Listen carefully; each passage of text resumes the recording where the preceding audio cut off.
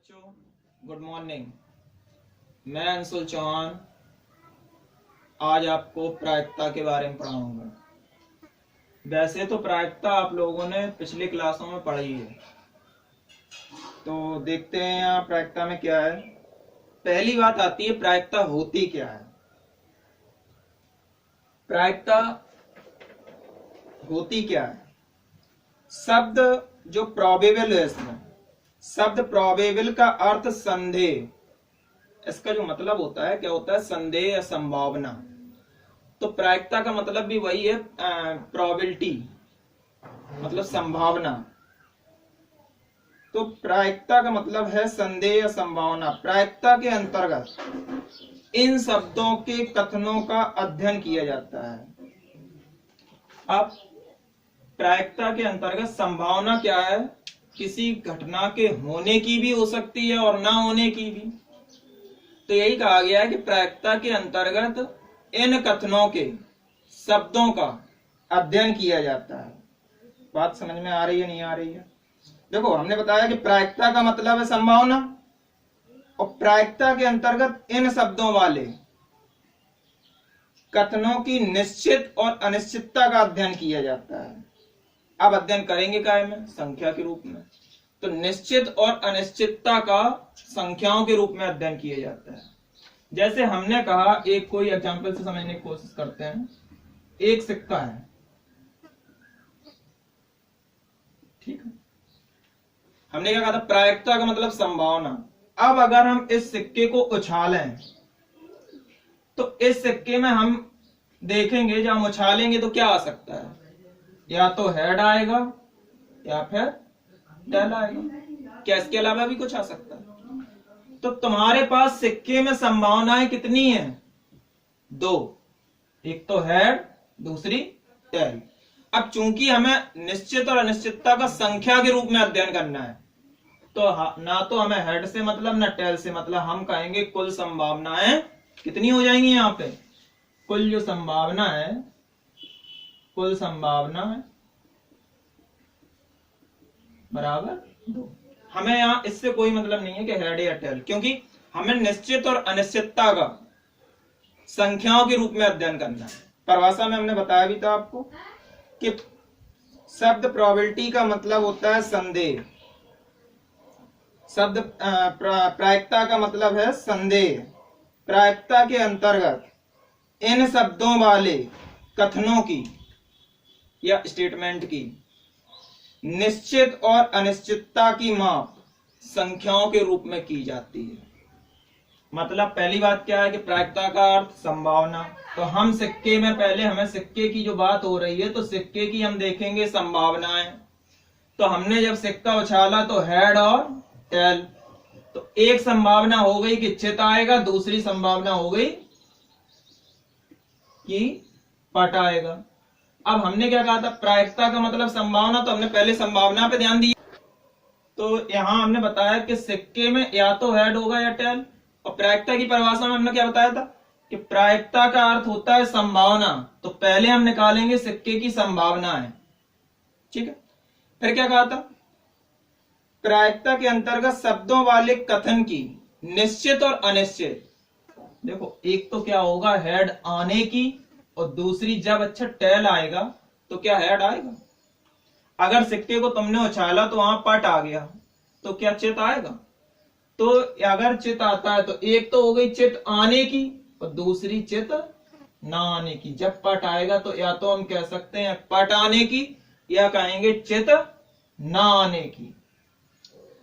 तो ये एक निश्चित बात हो गई कि हेड आएगा, और एक बात हो गई अनिश्चित कि हेड नहीं आएगा। तो पहले इसकी संभावना, फिर संभावनाओं में हम देखेंगे उसमें निश्चित या अनिश्चित दोनों का। अब हमें देखो, हेड आने की भी प्रायिकता निकाल सकते हैं, ना आने की भी निकाल सकते हैं। तो वही हमने कहा था निश्चित और अनिश्चितता दोनों का अध्ययन किया जाता है। लेकिन प्रायिकता निकालोगे काय में? अंकों में। तो जो प्रायिकता आएगी वो काय में आएगी? अंकों में। तो वही परिभाषा कह रही थी कि निश्चित और अनिश्चितता का अंकों के रूप में अध्ययन करते हैं, ठीक है। तो एक बार हम डेफिनेशन बोल देते हैं। प्रायिकता के अंतर्गत इन शब्दों वाले कथनों की निश्चित और अनिश्चितता का अध्ययन अंकों के रूप में किया जाता है। बात समझ में आई? बकाया हम पीडीएफ में दे देंगे तो वहां से रिवाइज कर लेना, समझ में आ जाएगा। तो ये बात हो गई प्रायिकता कि प्रायिकता का मतलब क्या होता है, किसी चीज की संभावना देखेंगे।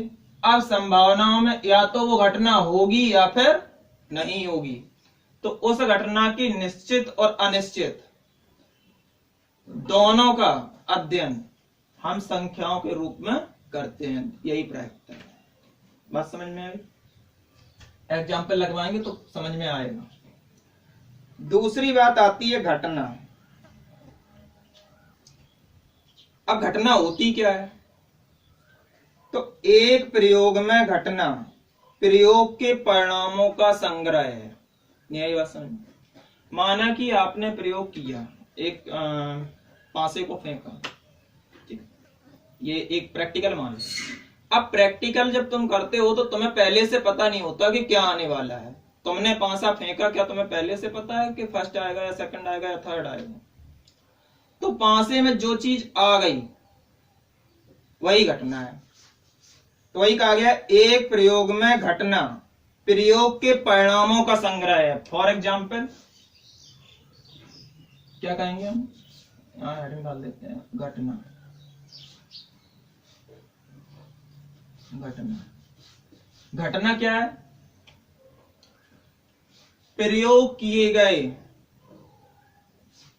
प्रयोग के परिणामों में, एक प्रयोग में घटना प्रयोग के परिणामों का संग्रह है। माना कि हमने कोई प्रयोग किया, मैंने एक पासा फेंका, एक पासा फेंका, तो ये तो मैंने प्रयोग किया। अब पहले से हमें पता नहीं है कि जब हमने ये प्रयोग किया है, जो पासा फेंका है, पता नहीं क्या आएगा। तो उसने क्या कहा था? एक प्रयोग किए गए में प्राप्त परिणामों का संग्रह है। तो अब इसे फेंकने पे हो सकता है 2 आ जाए, 4 आ जाए, 7 2 आ जाए, 4 आ जाए, 5 आ जाए। ये 3 चीजें आ गई। 3 बार फेंका, तुमने देखा पहली बार प्रयोग में तुमने पहली बार पासे का प्रयोग किया तो 2 आ गया, दोबारा में पासे का प्रयोग किया 4 आ गया, तीसरी बार में पासे का प्रयोग किया 5 आ गया। तो तुम्हें ये क्या मिला प्रयोग करने पे? रिजल्ट। पासा तुमने फेंका, वो तुम्हारा प्रयोग था, और जो 2 प्राप्त हुआ ये इसका क्या है? परिणाम है। ये तुम्हारा क्या है? प्रयोग है, तुमने जो प्रयोग प्रैक्टिकल किया है। और ये क्या है? रिजल्ट, मतलब परिणाम है। तो हमने पहले ही बताया कि एक प्रयोग में घटना प्रयोग के परिणामों का संग्रह है। तो जब तुमने एक प्रयोग किया, 2 प्राप्त हुआ, तो जो 2 है रिजल्ट, परिणाम, ऐसी कई जो परिणाम मिले हैं, जैसे पहले 2 मिला, फिर 4 मिला, फिर 5 मिला। तुमने देखा जो प्रयोग किया था वो पासा एक बार फेंका, तो प्रयोग तुमने किया 1 और परिणाम प्राप्त हुए 3। लेकिन इन जो सभी का कॉम्बिनेशन है, संग्रह है, इस पूरे संग्रह को हम क्या कहते हैं? घटना। ये एक घटना थी कि तुमने पहली बार प्रयोग किया, तुम्हें 2 प्राप्त हुआ। हो सकता उस घटना में ऐसा भी हो जाता, पासा फेंकने पे तुम्हें 4 प्राप्त हो जाए। ठीक है, तो ये सब क्या हो जाती है? घटना है। तीसरी बात आती है प्रयास, जिसे हम कहते हैं ट्रायल। क्या? प्रयास, ट्रायल। ठीक है। यदि किसी परीक्षण की विभिन्न परिस्थितियों में पुनरावृत्ति की जाती है तथा प्रत्येक परीक्षण में अलग अलग परिणाम प्राप्त होते हैं, साथ ही प्राप्त परिणाम संभावित परिणामों में से ही हों, तो यह परीक्षण प्रयास कहलाता है। बात समझ में नहीं आई? यदि किसी परीक्षण की विभिन्न परिस्थितियों में पुनरावृत्ति की जाती है, मतलब हम कोई प्रयोग तो करते हैं लेकिन अलग अलग कंडीशन में। कंडीशन क्या है? जब हम अलग अलग स्थिति में प्रयोग करते हैं तो प्रत्येक परीक्षण में अलग अलग परिणाम प्राप्त होते हैं। तुमने यहां भी देखा था कि हमने वैसे नॉर्मली भी किया था, एक बार पासा फेंका तो 2 आया और दोबारा में फेंका 4 आया, तो परिणाम दोनों में क्या आए? अलग अलग आए। तो यही कहा गया है कि जो हम प्रयोग करें अलग अलग परिस्थिति में करें, तो जो हमें रिजल्ट मिलेगा, परिणाम मिलेंगे, वो सब क्या होंगे? अलग अलग होंगे। ठीक है, तो जब हमें अलग अलग परिणाम प्राप्त होते हैं लेकिन प्राप्त परिणाम संभावित परिणाम में से ही हो तो यह परीक्षण प्रयास कहलाता है।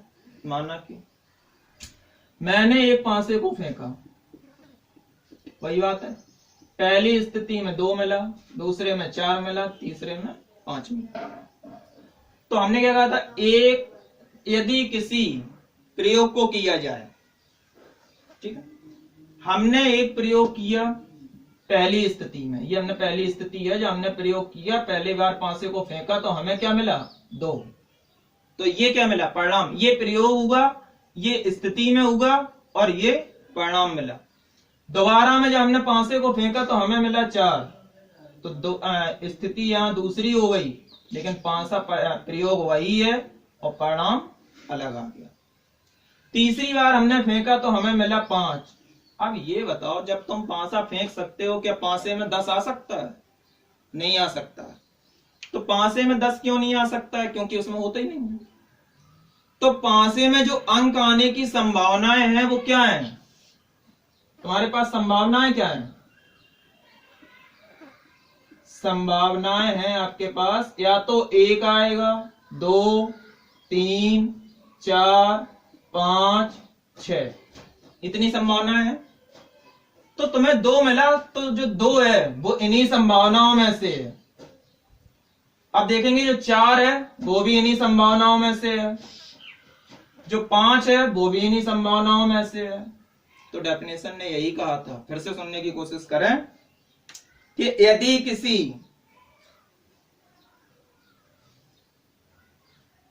यदि किसी परीक्षण की विभिन्न परिस्थितियों में पुनरावृत्ति की जाती है, मतलब कोई परीक्षण अगर बार बार किया जाता है अलग अलग स्थिति में, तो पहली कंडीशन में, दूसरी कंडीशन में, तीसरी कंडीशन में, 3 कंडीशन में अलग अलग बार जब किया जाता है, वही कहा गया है यदि किसी परीक्षण की विभिन्न परिस्थितियों में पुनरावृत्ति की जाती है तथा प्रत्येक परीक्षण में अलग अलग परिणाम मिलते हैं। पहले परीक्षण में हमें 2 मिलता है, दूसरे में 4 मिलता है, तीसरे में 5 मिलता है, साथ ही प्राप्त परिणाम संभावित परिणाम में से ही हो। जो हमें रिजल्ट मिल रहे हैं वो क्या हो? जो हमारी संभावनाएं थी, संभावनाएं कितनी थी कि 1 से 6 तक अंक आ सकते हैं, 10 नहीं आ सकता है। तो जो अंक हमें प्राप्त हुए हैं, जो परिणाम प्राप्त हुए हैं 2, 4, 5, ये हमारी संभावना में से हो। तो हमने देखा 2, 4, 5 क्या है? संभावनाओं में से हैं। तो यह परीक्षण प्रयास कहलाता है। तो हमने क्या किया है यहाँ पे, यही हमारा जो परीक्षण है, जो हमने ये सब किया है, ये क्या कहलाता है? प्रयास कहलाता है। इन सभी के कॉम्बिनेशन को घटना कहते हैं, लेकिन जो यहाँ परिणाम प्राप्त होते हैं वो इन संभावनाओं में से हैं, तो इसे हम क्या कहते हैं? प्रयास कहते हैं। बात समझ में आई? नहीं आई? नेक्स्ट हम देखते हैं, अगला है किसी घटना का घटना, मतलब किसी घटना का होना। हम कहेंगे घटना का घटना, तो बात समझ में नहीं आई। किसी घटना का होना मतलब वो घटना होनी है, तो इसमें हम क्या कहेंगे? इसमें पहला आता है प्रारंभिक घटना। देखेंगे,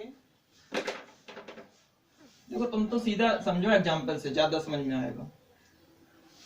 इसमें क्या है, एक तो हमने जब पासे को फेंका तो पहला पासे में हो सकता है हेड आए और हो सकता है टेल आए। तो हम क्या कहेंगे? पासे में हेड आने की प्रायिकता मतलब चित आने की प्रायिकता, तो उसे जो हम शो कर सकते हैं P(E1) probability of first condition. First condition में जो प्रायिकता है चित हेड होने की प्रायिकता जो हो जाएगी उसे हम क्या कहेंगे? P(E1). ऐसे इसमें कितनी पॉसिबिलिटी है? या तो हेड आएगा या टेल आएगा। तो दूसरी पॉसिबिलिटी अगर हम कहें पट आने की प्रायिकता, तो कहेंगे P(E2). अब तुम्हें पता है कि इसमें 2 ही रिजल्ट आ सकते हैं, या तो हेड आएगा या टेल आएगा। तो पहले वाले हेड को कहेंगे P(E1) और दूसरे वाले को कहेंगे P(E2). नहीं आई बात समझ? फिर से एक एग्जांपल लेके चलते हैं तो और सही समझ में आएगा।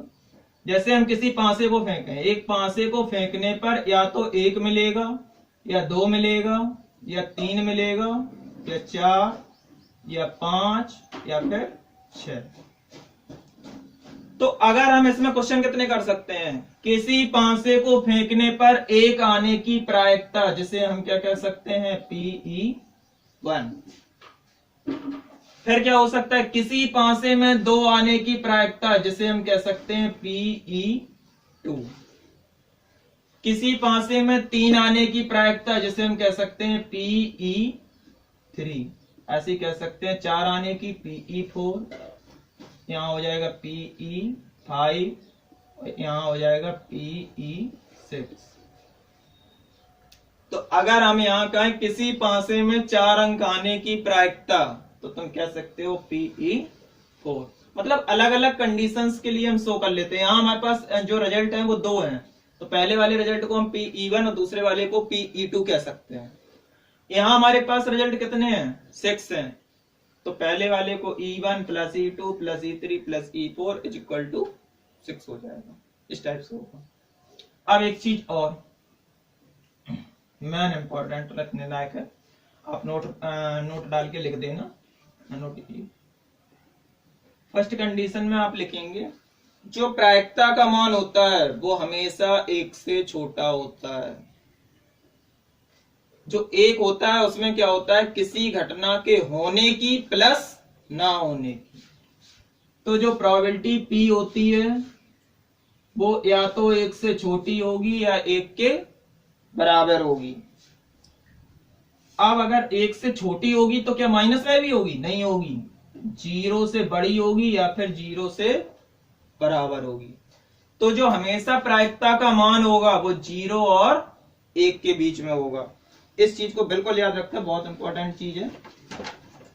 हमेशा जो प्रायिकता का मान होता है वो 0 से बड़ा होता है और 1 से छोटा होता है। और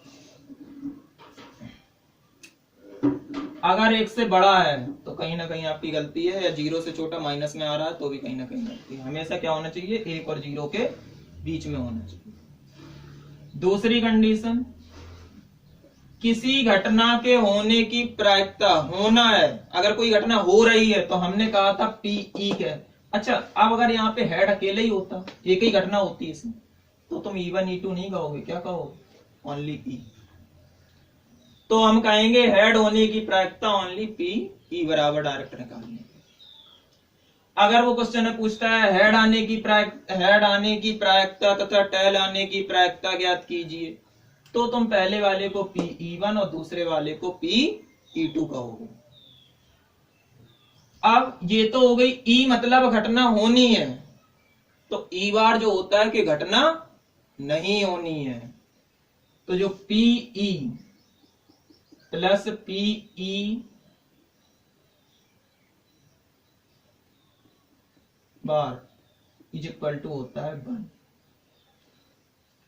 हमने बताया भी था कि जो हमने टेल लिखा है उस टेल को हम ऐसा भी लिख सकते हैं कि हेड ना आने की प्रायिकता, और जब हेड नहीं आएगा तो क्या आएगा, टेल आएगा।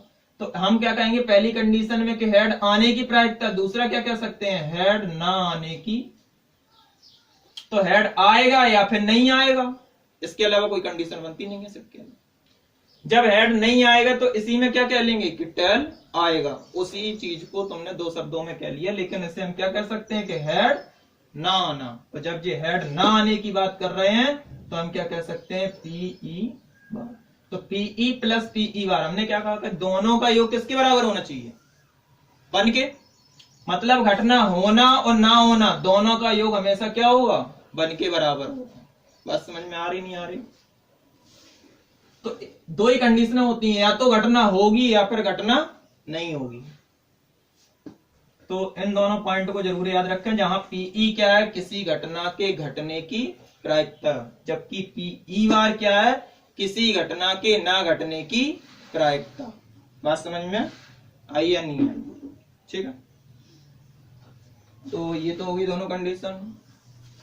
अब एक चीज हो जाती है अनुभावित प्रायिकता, जिसे हम कहते हैं एम्पेरिकल प्रोबेबिलिटी। तो प्रायिकता का जो फार्मूला होता है, हमने अभी हाल बताया तुम लोगों को कि PE बराबर मान लेते हैं m/m मान के लेते हैं, होता ही है। प्रायिकता बराबर क्या होता है, संभव प्रकार बटे कुल प्रकार। जिसे तुम क्या क्या लेते हो, संभव प्रकार बटे कुल प्रकार, ठीक है। या दूसरी भाषा में कह सकते हैं प्रयासों की संख्या जिसमें घटना ई घटित हुई हो। इसे ऐसा भी कह सकते हैं कि प्रयासों की संख्या जिसमें घटना घटित हुई हो, और बटे कुल प्रयास जो तुमने प्रयास किए हैं।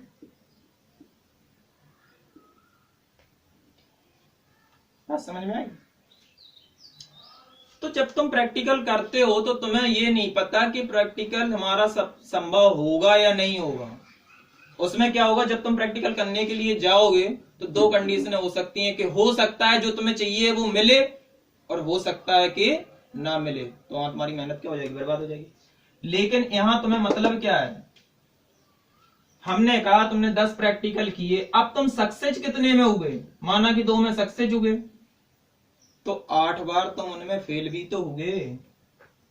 यहां जो टोटल हमने क्या कहा था, टोटल जो प्रयास 10 किए, अगर तुम 2 बार तुम्हारा प्रयास सफल रहा तो 8 बार असफल भी तो रहा, तो प्रायिकता जो होगी वो सफल होने की भी होगी और असफल होने की भी होगी। ये नहीं है कि केवल जो पॉजिटिव है उन्हीं की होगी। तो यही यहां पे कहा गया कि प्रयासों की संख्या जिसमें घटना घटित हुई हो। अब बात क्या हो रही है, घटना जो घट सकती है और नहीं भी घट सकती है, तो तुमसे प्रायिकता किसकी पूछी गई। अगर वो कहता है कि 10 प्रैक्टिकल किए, 2 बार सक्सेस हुए, 8 बार फेल हुए, तो वो कहता है कि सक्सेस होने की प्रायिकता संभावना, तो तुम क्या कहोगे, अब तुमने प्रयास तो कुल 10 किए, उसने क्या कहा, प्रयासों की संख्या जिसमें घटना घटित हुई हो। तो प्रयासों की संख्या तो 10 है, लेकिन घटना घटित जो संभव सक्सेस कितने बार हुए, 2 बार। तो क्या कहोगे, ऊपर 2, और नीचे मैंने क्या कहा था कि तुमने कुल प्रयास कितने किए, प्रयास कितने किए तुमने कुल 10, जो प्रायिकता हो जाएगी वो क्या हो जाएगी, 2/10। या यहां से समझ में नहीं आता तो यहां से देख लो, संभव प्रकार बटे कुल प्रकार। मतलब जो चीज तुमसे पूछी जा रही, तुमसे कहा जा रहा कि सक्सेस होने की प्रायिकता, तो सक्सेस के प्रकार कितने हैं, 2। पहली कंडीशन, अब हो सकता पहली और दूसरी कंडीशन में सक्सेस हुए हो सकता पहली और 7वें बार सक्सेस हुए हो, दूसरे बार फेल हो गए हो। तो ये तो कंफर्म नहीं कह सकते, हमें तो केवल ये पता है कि 2 बार सक्सेस हुए, ये पता नहीं है पहले या दूसरे में या लास्ट के 9 और 10वें बार में, पता नहीं कौन से हम सक्सेस हुए। तो हम यहाँ यही कहेंगे संभव प्रकार, किसके संभव, जिसकी प्रायिकता पूछी गई सक्सेस होने की, तो क्या हो जाएगा, 2 बटे कुल प्रकार। कुल प्रकार हैं कितने, इनसे कोई मतलब नहीं, कुल प्रकार है हमारे पास 10, तो कहेंगे 2/10। अब हमने कहा था कि प्रायिकता हमेशा छोटी आएगी, इससे से काट देंगे 1/5। और जब अंश हर से छोटा है, अंश अगर हर से छोटा है तो सीधी सी बात है संख्या 1 से छोटी है, और जब 1 से छोटी है तो हमारी इस प्रॉपर्टी को फॉलो कर रही, मतलब बात सही है। तो आंसर को यहाँ एक बार चेक कर लिया करो। हो सकता है इतनी बातें हमने जो बताई उनमें तुम्हें कुछ भी समझ में ना आया हो, कोई दिक्कत की बात नहीं है, क्वेश्चन बताएंगे अच्छे समझ में आएगा। इन्हें तो केवल एक बार पढ़ लें, डाटा है उसका, लेकिन एग्जाम्पल से समझने की कोशिश करें, यहां से समझ में आएगा। कहा जाता है, पहले क्वेश्चन है, एक सिक्के को उछाला जाता है, इसे छोड़ो पहले से देखते हैं। एक ही समय पर 2 सिक्के 500 बार उछाले जाते हैं। कितने बार उछाले जाते हैं, 500 बार। वही बात हो गई कि हमने कहा था कि प्रैक्टिकल कितने बार किया जाता है, 10 बार। तो यही कहा गया, एक ही समय पर 2 सिक्के 500 बार उछाले जाते हैं तथा प्राप्त करते हैं। अब सीधी सी बात है, 500 बार अगर उछाला है तो कुछ ना कुछ तो आ ही होगा, तो क्या आ सकता है। अच्छा, जब हमने 2 सिक्के उछाले, सिक्के कितने उछाले, 2। अगर 2 सिक्के उछाले हैं 500 बार, तो 2 सिक्कों में क्या हो सकता है कि पहले में चित आ जाए और दूसरे में पट आ जाए। या पहले वाले में दोनों चित आ जाए या दूसरे वाले में दोनों पट आ जाए, तो दो चित आने की प्रायिकता। तो कहा गया है जब हमने उछाला तो क्या परिणाम प्राप्त हुए, दो चित आए 105 बार, 105 बार। एक चित आया 275 बार, एक चित कितने बार आया 275, और कोई भी चित नहीं आया 120 बार, कोई चित नहीं 120 बार। दो सिक्के उछाले 500 बार, तो 500 बार में क्या होगा, हो सकता पहले वाले में भी चित हो और दूसरे में भी चित हो, तो ऐसा कितने बार होगा 105 बार। फिर क्या होगा, एक में चित आया होगा और दूसरे में पट, तो ऐसी कंडीशन 275 है। अब ये एक चित की बात हो रही, यहाँ ये क्लियर नहीं है कि पहले वाले में चित है या दूसरे वाले में, तो या तो दोनों में चित आएगा या एक में चित आएगा या फिर एक में भी चित नहीं आएगा। अब अच्छा, एक में भी अगर चित नहीं आया तो क्या सिक्का थोड़ी ना ऊपर टंग जाएगा, तो क्या होगा उसमें दोनों क्या आए होंगे, पट। तो इसी भाषा को हम दूसरा कह सकते हैं कि दोनों पट आने की संभावना 120। लेकिन तुम सिंपल सा सीखो जो यहां दिया गया है। अब पूछेगा, जो प्रायिकता पूछेगा इन्हीं परिणामों में से पूछेगा किसी को, तो वो कह रहा है इन घटनाओं के होने की प्रायिकता ज्ञात कीजिए। घटनाएं कितनी हुई, 1 2 3, वो तीनों की प्रायिकता पूछ रहा है। तो दो चित आने की प्रायिकता हमने कहा था पहले वाले को मान लेना PE1, पहली घटना को। अब हमने क्या कहा था, जो संभव प्रकार दो चित आए कितने बार, 105 बार, और तुमने प्रयोग कितने बार किया, 500 बार। सिक्का कितने बार उछाले, 500 बार, तो हम कहेंगे 105/500।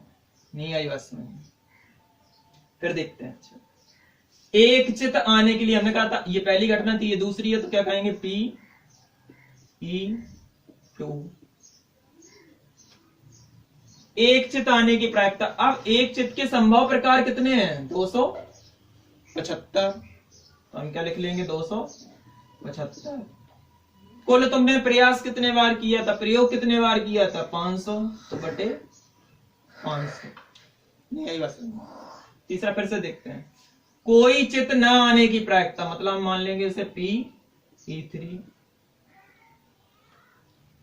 अब सिक्का कोई भी चित कितने बार नहीं आया, 120, और कुल कितने हैं 500, तो 120/500।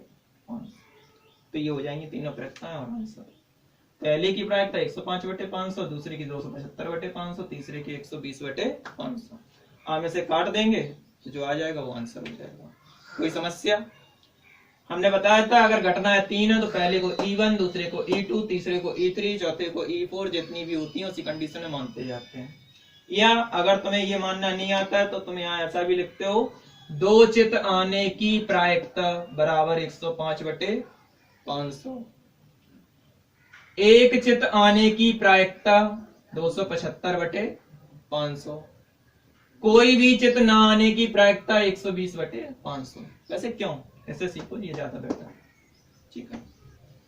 अब तुम ये समझना, जब तुमने ये घटनाएं की थी तो इसमें 3 कंडीशन मिली, तो तीनों का सम किसके बराबर होना चाहिए, 1 के। तो हमने वहां तुम्हें बताया भी था कि घटना होना मतलब PE और घटना ना होना मतलब PE बार, दोनों का योग क्या होना चाहिए, 1।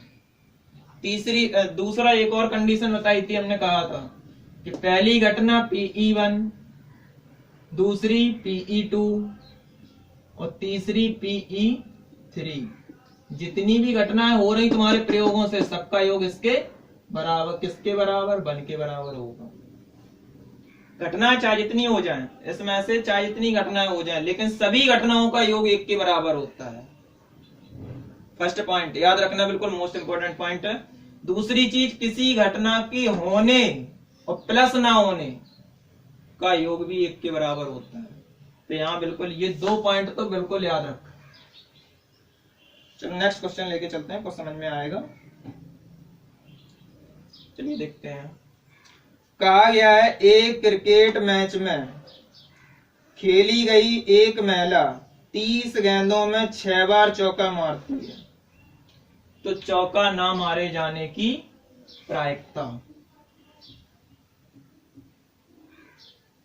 क्वेश्चन में क्या कहा है कि एक कोई महिला बल्लेबाज खेलती है, गेंदें उसने कुल कितनी खेली? 30, लेकिन चौका मारा कितने में?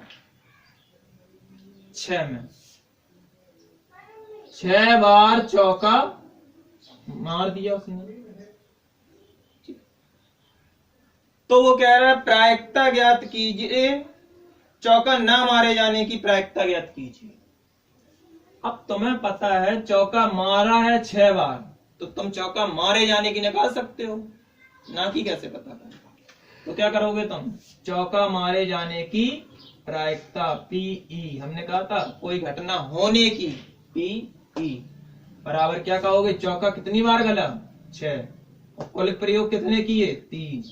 6 से काट देंगे 1/5, तो ये हो जाएगी चौका मारे जाने की प्रायिकता।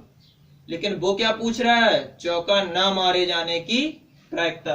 तो जब मारे जाने की पता है और ना की पूछी जाए, मतलब घटना होने की पता है और ना होने की पूछी जाए, तो हमने तुम्हें बताया था घटना होना मतलब पीई प्लस घटना ना होना मतलब पीई बार, दोनों का योग कितना होता है? 1।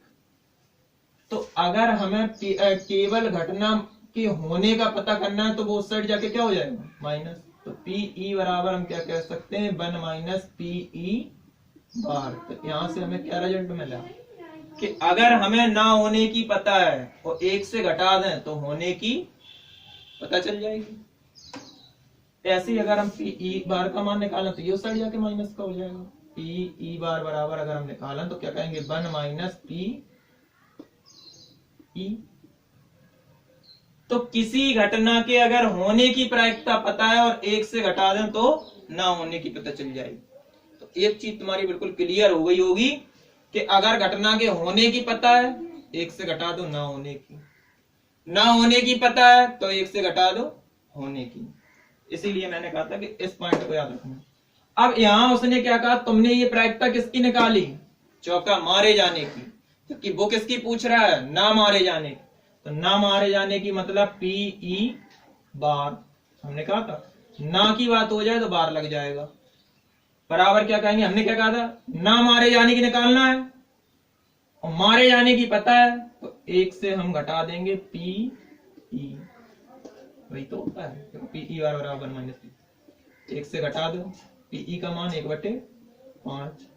इसे हल करना आसानी से जानते होगे, 5 यहाँ चला जाएगा, 5 माइनस 1/5 मतलब 4/5। तो पीई बार बराबर 4/5 मतलब घटना ना होने की प्रायिकता, मतलब चौका ना मारे जाने की प्रायिकता कितनी हो जाएगी? 4/5। तो ये हो गई चौका मारे जाने की 1/5 और ना मारे जाने की 4/5। तो यहां तुम्हारी ना मारे जाने की प्रायिकता आ जाएगी।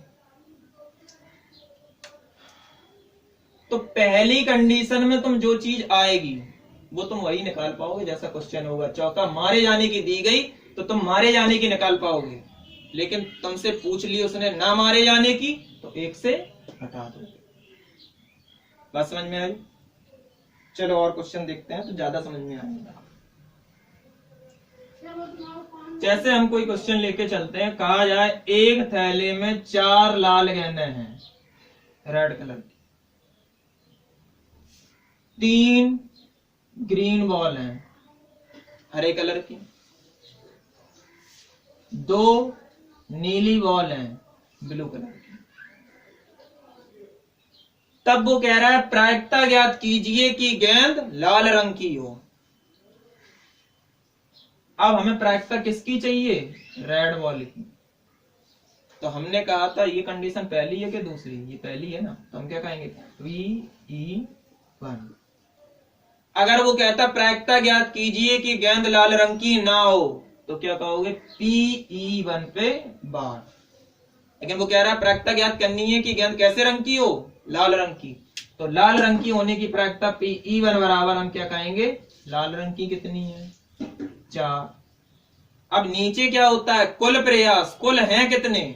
तो यहाँ उसने छिपा लिया कुल को। यहाँ तुम्हें कुल पता नहीं है कितने हैं, लेकिन ये तो पता है कि जब थैले में 4 लाल हैं, 3 हरी हैं और 2 नीली हैं तो कुल कितनी हो गई? 4 3 7 2 9। तो थैले में कुल गेंदें कितनी है? 9। तो लाल रंग की प्रायिकता ज्ञात कीजिए कि गेंद लाल रंग की हो, तो 4/9। अगर वो कहे प्रायिकता ज्ञात कीजिए कि गेंद नीले रंग की हो तो क्या कहोगे? 2/9। अगर वो कहता है प्रायिकता ज्ञात कीजिए कि गेंद हरे रंग की हो तो 3/9। कोई समस्या नहीं है, आसानी से कर पाओगे, बिल्कुल सिंपल है। एक क्वेश्चन और बताएंगे, उसके बाद क्वेश्चन लगाने के लिए देंगे, ठीक है? चलिए देखते हैं।